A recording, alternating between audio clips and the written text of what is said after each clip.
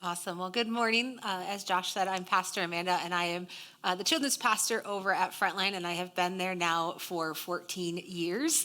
And I'm so excited to be with you guys today. If you've been tracking, you know that we are knee deep in this sermon series, All Hands on Deck, where we're walking through the story of Nehemiah and his journey of building the wall in Jerusalem. So the beginning is something that usually gets all of the attention. At the beginning, we're super excited. The vision is clear. The energy is high. Everyone is excited about what is happening. And then when we're at the finish, it gets celebrated. We can look back and we can see what God has done. But the middle, that's where things often fall apart. The middle is where that excitement wears off. The progress seems slower. The criticism, it gets louder, and the obstacles seem bigger. And you begin to wonder whether what you started is actually worth finishing. Maybe it's the marriage you've been fighting for. Maybe it's raising your kids to know Jesus.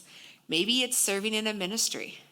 Maybe it's simply continuing to follow Jesus when life hasn't gone the way that you had hoped. Most people don't walk away because the work stopped mattering. They walk away because somewhere in that middle, they became tired or discouraged, maybe afraid, maybe distracted. And that's exactly where we find God's people in the story of Nehemiah. So, have you ever noticed how quitting usually doesn't happen all at once? It starts so much smaller. It's one disappointing conversation, one discouraging conversation, a disappointment, or a season where you're just simply exhausted. And before long, you stop volunteering. You stop praying for your spouse. You stop opening your Bible because it doesn't feel like you're getting anything out of it. You stop believing in the very thing that you have been praying that could actually change. We rarely wake up one morning and decide, I'm done. We slowly drift and we slowly come down. Over the last 2 weeks, we've watched something incredible happen. See, the city that had sat in ruins for over 100 years was coming back to life. It wasn't professional builders doing it either. Priests pick up their stones, goldsmiths trade their tools for bricks, merchants left their buildings, and families stood side by side. Everyone had a section of the wall. It's not really that different from the church today. Every Sunday, people who spent their weeks in the classrooms or in their businesses or hospitals or in different occupations, sorry, I don't know what happened there, they'll show up and say, I will take my section. And because ordinary people said yes, Jerusalem was beginning to look like a city again. The mission had momentum and the people had purpose. And this wall was halfway built. And that's exactly where the story begins. Because now they're facing every question each of us eventually face. What do you do when the excitement is gone, opposition shows up, but the calling remains? So we're going to be in Nehemiah 4. So if you want to open your Bibles, if you've brought them, we are going to be into the scriptures quite heavily this morning. I'm not going to read every passage, but I want you to walk through it with me, and I want you to see and notice what happens when God's people begin to do the work that God had called them to do. So here we see that the wall is halfway built. Let's think about that for a moment. Stones are finally being stacked. Gaps that had been open for generations are starting to close. Families are working side by side. There is momentum. There's hope. You can almost imagine someone standing back, looking at the wall and where it is in its completion, and they're so proudly explain, we're actually doing it. But then the opposition arrives. Let's look at verse 1. Sanballat sees the progress and he's furious. He doesn't attack with swords first. He attacks with words and he begins mocking him. We see phrases like this in verse 1. What does this poor bunch of feeble Jews think they're doing? Do they think they can build a wall in a single day by offering a few sacrifices? Do they actually think that they can make something of these stones from this rubbish heap, and charred stones at that? That stone would collapse even if a fox walked alongside top of it. Isn't that interesting? We see here that the first weapon wasn't violence. It was ridicule. If he could get them to believe they were incapable, maybe they'd stop building on their own. But they don't stop. Instead, let's look at verses 4 and 5. Then I prayed, hear us, our God, for we are being mocked. May their scoffing fall back on their own heads, and may themselves become captives in a foreign land. Do not ignore their guilt. Do not blot out their sins, for they have provoked you to anger here in front of the builders. So what we see is we don't see Nehemiah fighting back. He doesn't start arguing. He doesn't defend himself on social media. He takes it to God in prayer. So the enemy, he changes tactics here. Let's look down at verse 7 and 8. But when Sanballat and Tobiah and the Arabs and the Ammonites and the Ashdodites heard that the work was going ahead and that the gaps of Jerusalem were being repaired, they were furious. They made all the plans to come and fight against Jerusalem and throw us into confusion. So the mockery, it didn't work. So now the threats are going to begin.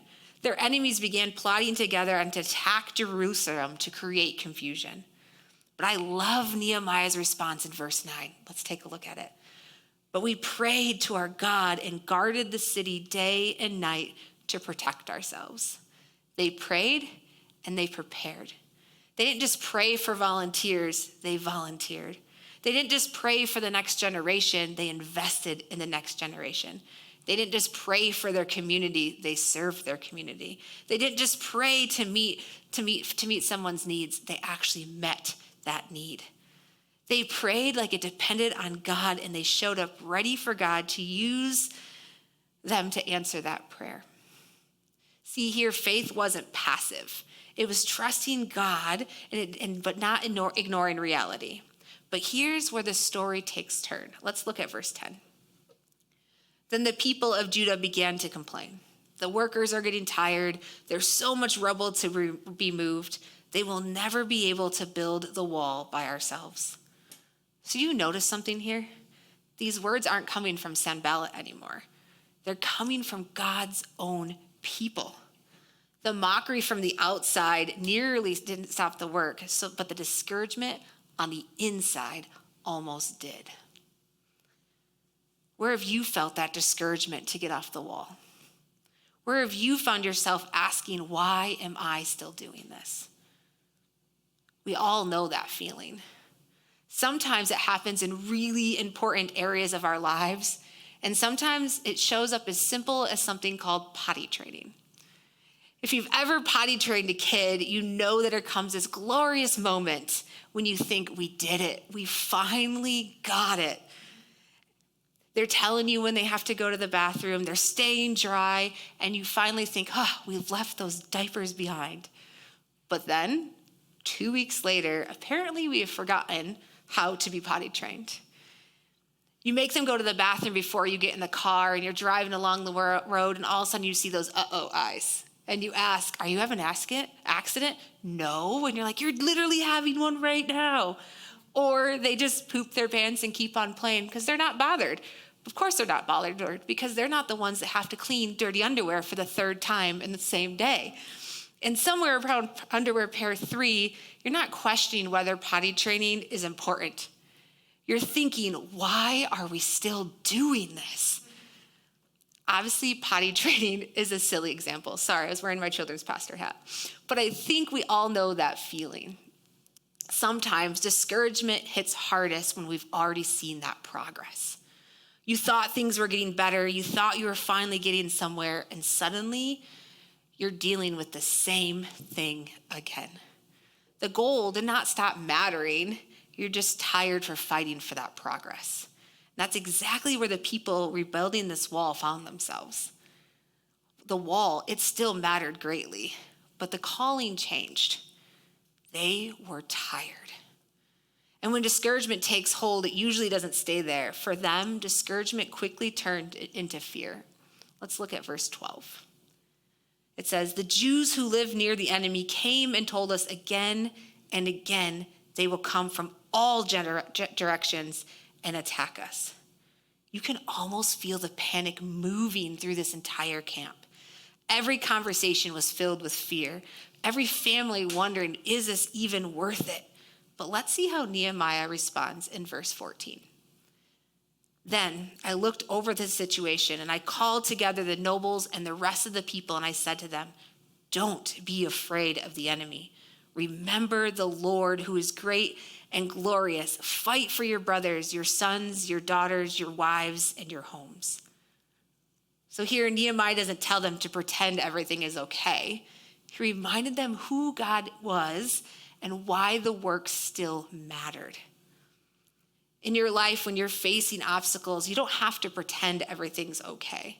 Remember who God is and remember why the work matters, and trust him in that next faithful step.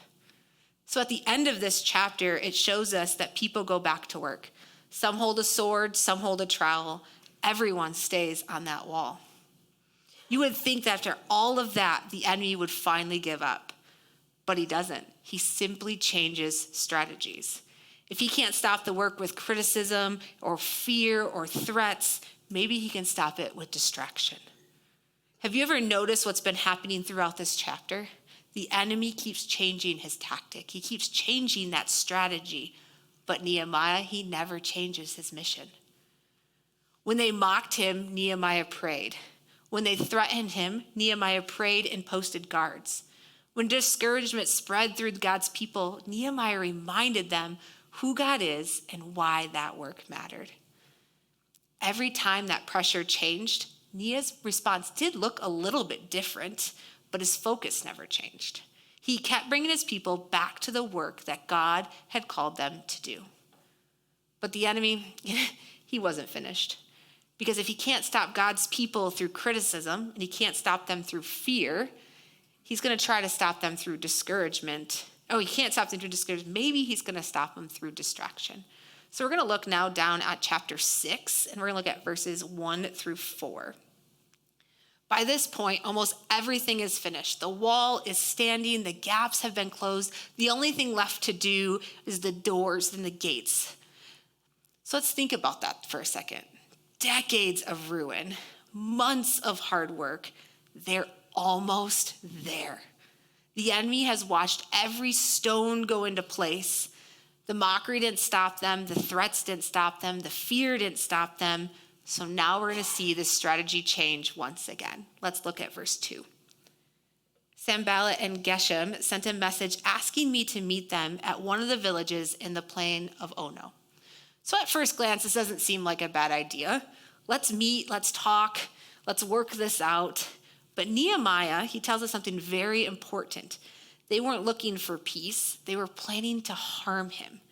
The enemy had figured out something.